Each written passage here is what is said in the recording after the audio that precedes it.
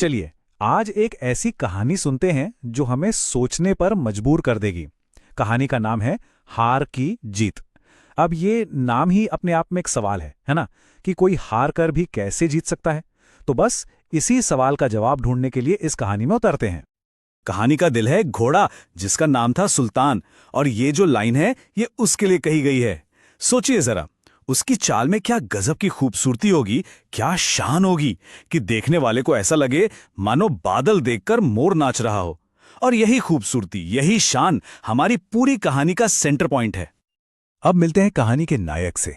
ये है बाबा भारती, एक संत, एक साधु जिनकी दुनिया बस दो चीजों के इर्द गिर्द घूमती थी। एक भगवान की पूजा और दूसरा उनका प्यारा घोड़ा सुल्तान। देखिए, बाबा भारती के लिए सुल्तान सिर्फ एक जानवर नहीं था। वो दुनियादारी सब कुछ छोड़ चुके थे, लेकिन सुल्तान से उनका एक अलग ही रिश्ता था। भगवान का भजन करने के बाद जो भी समय बचता वो सुल्तान के साथ ही गुजरता। अपने हाथों से उसे दाना खिलाना, उसकी मालिश करना और बस उसे देखकर खुश होते रहना। ठीक वैसे ही जैसे एक माँ अपने बच्चे को देखकर खुश होती है। वो अक्सर कहते थे, मैं इसके बिना जी नहीं पाऊंगा। पर कहते हैं ना, हर शांत कहानी में एक मोड़ जरूर आता है। और इस कहानी में वो मोड़ एक ऐसे शख्स की शक्ल में आया जो बाबा भारती के प्रेम और शांति की दुनिया को चुनौती देने वाला था। ये था खड़ग सिंह, इलाके का सबसे खूंखार, सबसे कुख्यात डाकू। उसका ऐसा खौफ था कि लोग नाम सुनकर ही कांप जाते थे। और उसकी एक ही फिलॉसफी थी, जो चीज पसंद आ गई वो मेरी होनी चाहिए, चाहे जैसे भी हो। तो अब देखिए, यहां दो दुनियाएं आमने सामने थीं। एक तरफ थे बाबा भारती, जिनका जीवन त्याग, प्रेम और सेवा पर टिका था। और दूसरी तरफ था खड़ग सिंह, जिसकी दुनिया ताकत, लालच और छीन लेने की जिद पर चलती थी। इन दोनों का टकराना तो तय था।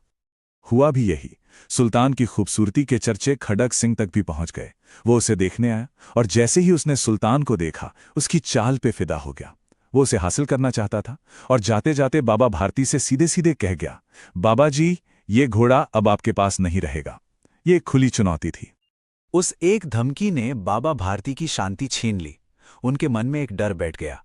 वो रात रात भर जागकर अस्तबल की पहरेदारी करने लगे। कई महीने ऐसे ही गुजर गए। लेकिन जब खड़ग सिंह नहीं आया तो धीरे धीरे उनका डर कम होने लगा और वो पहले की तरह लापरवाह हो गए। और बस इसी लापरवाही के पल में वो हुआ जिसका बाबा भारती को डर था। एक ऐसा धोखा जिसने कहानी को पूरी तरह से बदल कर रख दिया। एक शाम बाबा भारती सुल्तान पर बैठकर घूमने निकले ही थे कि अचानक उन्हें एक दर्द भरी आवाज सुनाई दी। कोई करहा रहा था और आवाज में इतनी तकलीफ थी कि बाबा भारती का दिल पिघल गया और उन्होंने तुरंत घोड़ा रोक लिया। बाबा भारती ने देखा कि एक अपाहिज दर्द से तड़प रहा है। वो फौरन घोड़े से उतरे, उस आदमी को बड़े प्यार से उठाया और उसे घोड़े पर बिठा दिया। वो खुद लगाम पकड़कर पैदल चलने लगे ताकि उसे झटका न लगे। लेकिन तभी एक झटके से लगाम उनके हाथ से छूट गई। बाबा भारती ने जैसे ही ऊपर देखा, उनके होश उड़ गए। वो अपाहिज एकदम तनकर घोड़े पर बैठा था और घोड़े को दौड़ाकर ले जा रहा था। और वो कोई और नहीं बल्कि डाकू खड़ग सिंह था। एक पल के लिए तो बाबा भारती सन्न रह गए। फिर वो पूरी ताकत से चिल्लाए, जरा ठहर जाओ। खड़ग सिंह ने सोचा शायद अब बाबा बद्दुआ देंगे। उसने घोड़ा रोक लिया। लेकिन बाबा भारती जो कहने वाले थे वो उस घोड़े से भी कहीं ज्यादा कीमती था। आखिर ऐसी क्या बात हो सकती है जो उनके प्यारे सुल्तान से भी ज्यादा जरूरी हो? ये बात सुनकर खड़ग सिंह चौंक गया। ना कोई गुस्सा, ना कोई श्राप, बस एक अजीब सी प्रार्थना कि इस घटना के बारे में किसी को मत बताना। बाबा भारती की ये रिक्वेस्ट सिर्फ उनके घोड़े के लिए नहीं थी, ये इंसानियत के एक बहुत बड़े भरोसे को बचाने के लिए थी। अब कहानी का कैमरा खड़ग सिंह पर घूमता है।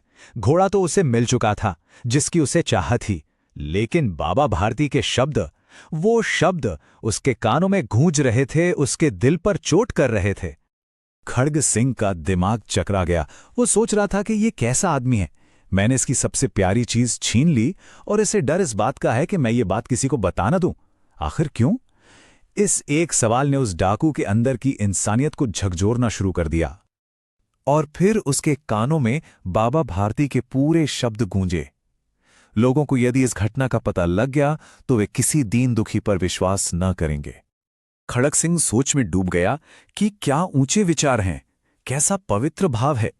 एक इंसान जिसने अपना सब कुछ खो दिया, वो अपने नुकसान के बारे में नहीं सोच रहा। उसे चिंता इस बात की है कि उसकी वजह से कोई और, किसी गरीब, किसी जरूरतमंद की मदद करने से न हिचकिचाए। इंसानियत का ऐसा रूप खड़क सिंह ने अपनी पूरी जिंदगी में नहीं देखा था। उस रात खड़क सिंह सो नहीं पाया। बाबा भारती के शब्दों ने उसे बदल दिया था। आधी रात के अंधेरे में वो चुपचाप उठा और वापस बाबा भारती के मंदिर की तरफ चल पड़ा। उसने धीरे से सुल्तान को अस्तबल में उसकी जगह पर बांधा और अंधेरे में गायब हो गया।